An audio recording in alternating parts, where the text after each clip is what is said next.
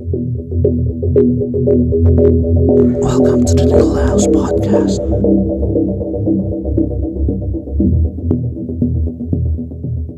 Hey yo, what is up you guys and welcome back to the Needle House Podcast. Kamusta na kayo? Sana okay lang kayo. No, ako okay naman. Kakalabas lang ng bagyo dito sa lugar namin, no.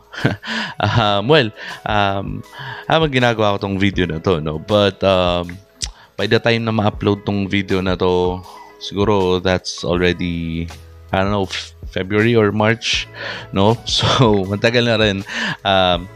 But anyways, if you're new to this channel, please do subscribe and hit the bell icon para na-notify kayo every time na nag-upload tayo ng bagong video. Okay, that's 7 p.m. Again, every Saturday. Same goes with Spotify. Ina-upload ko din to sa Spotify. Same time and day. Okay, yun. So, ano nga bang pag-uusapan natin ngayon? Well, this has been a long time parang staple question, no, sa mga videos na ina-upload ko. Ang dami nagtatanong kasi, no, kasabwat, may peklat kasi ako, ganito, ganyan, pwede ba itong tatuan, pwede ba itong takpan, or whatever, no. Yan, ang dami nagtatanong na gano'n. So, sagutin natin ngayon yan. Okay? Yan. Ako, again, disclaimer lang mga kasabot, no? This, or my answer or my opinion is gonna be based on my experience. Okay? I'm in,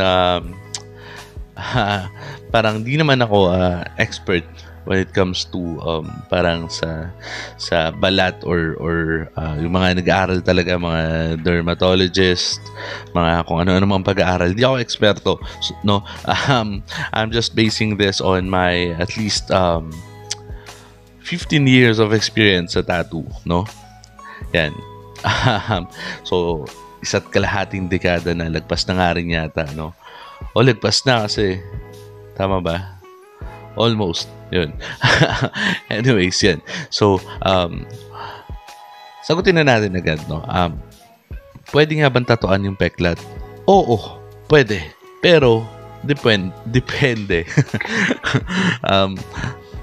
Ano ba, magulo yung sagot ko, no. Pero, oo, pwede siyang tatuan. Pero, depende kasi, iba't ibang klase ng peklat meron tayo, eh. 'Di ba? Merong mga tao na keloidal yung peklat, no? May mga tao na or may mga peklat na galing sa sugat na malalim, no? Like for example, yung mga tahi, ganyan, no? Although pwede naman silang tatuan, but may mga ginagawa ko workaround na para hindi mabugbog yung peklat sa tattoo kasi again, it's a scar tissue, no? Madaling masira, madaling masugatan. Iba yung pagtanggap niya ng tinta. Sobrang iba, no? So, iba-iba kasi yung peklat, eh, no? Merong peklat galing sa paso, sa sunog, yan.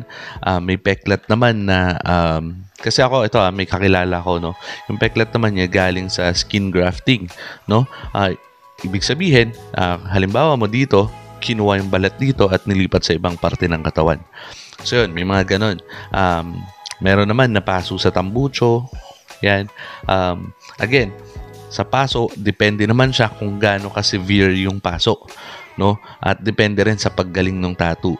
Ako, most of the time, no, kapag nakita ko na yung peklat is talagang makapal, no? Talagang iba na yung texture niya. I don't really suggest to tattoo yung mga ganong peklat, no? Bakit? Number one, sabi ko nga, scar tissue na yan, eh. Iba na yung balat, no? So kapag tinatuan mo yan, madalas nangyayari, imbis na natatatuan siya, nahihiwa na yung balat, no? Hindi siya nagre-retain ng ink. Number two, no? Kapag tinatuan mo siya, imbes na tanggapin niya yung tinta, niluluwa lang din niya. Or, worst, nagiging peklat lang ulit siya. Ganun. So, again, depende yan sa peklat. At, if may pagkakataon kayo, you can also ask your doctor, dermatologist, kung anong maipapayo nila sa mga ganon, no? Kasi, ako, again, hindi naman ako eksperto pagdating sa balat.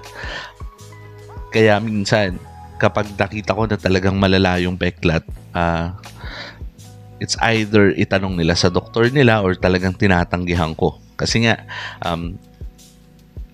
kesa masira pa lalo yung balat ng tao, ng kliyente, no? Kasi pwede namang, again, sabi ko nga, syempre, may mga tattoo artist na, again, di ko nilalahat, no?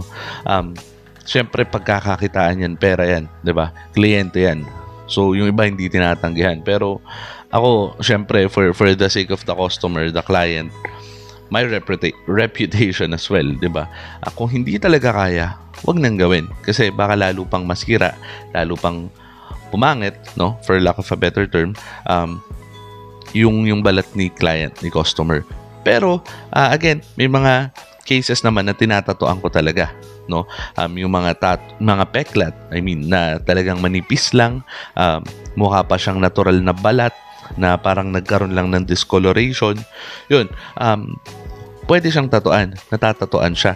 So, yung mga nagtatanong kasi sa akin dito, minsan, hindi ko talaga masagot kasi syempre, hindi ko naman nakikita yung peklat. Hindi ko nakikita yung picture, diba? Kapag sinagot ko yan na, kasabwat, oo, pwede yung tatuan, pwede yung patungan ng tattoo or whatever, no? Tapos, yung itsura pala nung peklat is talagang malala na, makapal na, keloidal. Siyempre, baka sabihin, napanood ko kasi sa YouTube, sabi kasi nung channel na to, ganyan, pwede daw tatuan. So, nakapagpayo pa ako ng mali, di ba? That's why, yung mga ibang nagtatanong, hindi ko talaga masagot kapag sa comment section lang. Kaya nga, ginawa ko tong video na to kasi para mas maintindihan nyo na hindi natin basta-basta masasagot yan. No? Isa pang tanong, kasabwat, yung peklat ko, medyo malala na siya talaga. Makapal siya, talagang iba na yung itsura ng balat. May pwede ba tayong gawin para matatuan to? Okay, yan. Good question, no? Meron tayong dalawang pwedeng gawin, no? Una, we can work around the scar, no? Minsan kasi parang nilalaro natin yung mata ng mga nakakakita ng tattoo. Halimbawa mo, hindi naman ganong kalakihan yung peklat. So, ang ginagawa ko ay tattoo around the scar, no? Para mas mapunta yung ma-focus yung attention ng mga tao doon sa tattoo, not doon sa peklat. Number 2, pwede nyong i-konsulta sa dermatologist or sa mga eksperto sa balat. Baka pwedeng i-laser or may ginagawa sila dyan parang yung roller na may needles, ginaganon nila, tapos parang numinipis, ginagamot nila, may pinapahid sila, yun. Pwede yun. Kasi may natatuan ako na ganun. Parang pinanipis daw yung peklat niya. Ano to parang nag-keloid yung peklat niya, tapos pinaganon niya. Nung medyo manipis na, sabi naman sa kanya nung doktor is pwede na daw yun galawin, although it's not advisable. But since nung nakita ko nga, medyo maganda na yung kondisyon ng peklat, nung scar, manipis na siya, tinatuan ko. At syempre, chinek din namin, including parang weekly, pinapakita niya sa akin yung progress, yung healing process. Tapos, eto, sobrang importante nito. Pinapirma ko siya ng waiver kasi nga, syempre, kinonsulta niya sa doktor at gusto niya talaga. So, waiver na lang para safe. Safe ako, 'di ba? At hindi rin ako parang mademanda or mapabarangay. Kasi nangyayari talaga yan, mga kasabwat, no? Na nagkakasisihan kapag nasira yung tattoo. So, yun. Ano pa? Meron, gaya nga nung sinasabi ko, no, nilalaro yung perception dun sa peklat.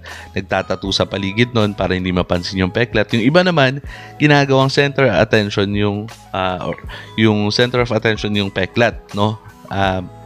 Meron akong nakita yan yung peklat niya medyo pahaba, so ginawa siyang parang lightsaber, gano'n.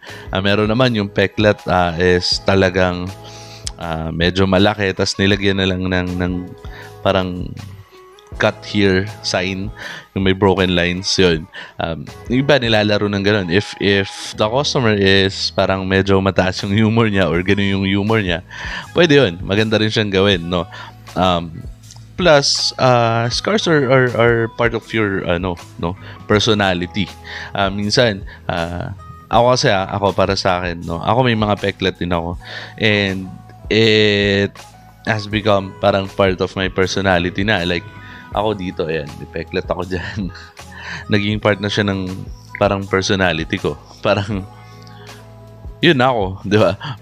So, sometimes, if it doesn't bother you naman, parang wag mo nang galawin, no? Just a piece of advice lang naman. Yun. But anyways, para naman sa mga tattoo artists, especially sa mga baguhan, kung magtatattoo kayo sa peklat, what I really suggest is mababang voltahe, mabagal lang, and if you can do it in parang isang pass lang, one passing lang, it's better. And if you can do it for if you can do it na black and gray, much better kasi less yung magiging impact niya doon sa peklat, hindi siya masyadong mabubugbog. Yan, mas okay yun. Kasi pag colored, talagang i-color pack natin yan, mabubugbog talaga siya. Lalo na if katulad ko, I do parang mix ng color sa balat mismo, no, para maganda yung gradient. Doon, mabubugbog talaga siya. So, you have to really be creative para ma-incorporate mo yung peklat dun sa tattoo. No, hindi pwedeng basta ilatag mo lang yung stencil tapos tatuan mo na. Halimbawa, lalagyan mo ng muka. Yung muka, dun mo talaga ilalatag sa peklat. Paano kung textured yung peklat? Diba? Then, nagmukhang parang sa Friday the 13th, diba? Ganun, kailangan madiskarte ka din, no? Hindi lang dahil para sa'yo kaya mong tatuan yung peklat. Siyempre, iba din yung magiging parang healing process niya. Iba rin yung magiging end result ng tattoo. Especially for colored tattoos.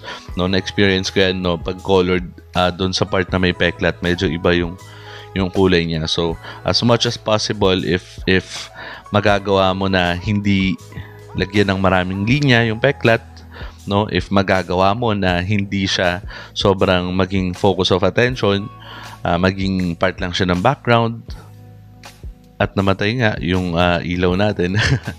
Ayun, much better siya, no? Yan.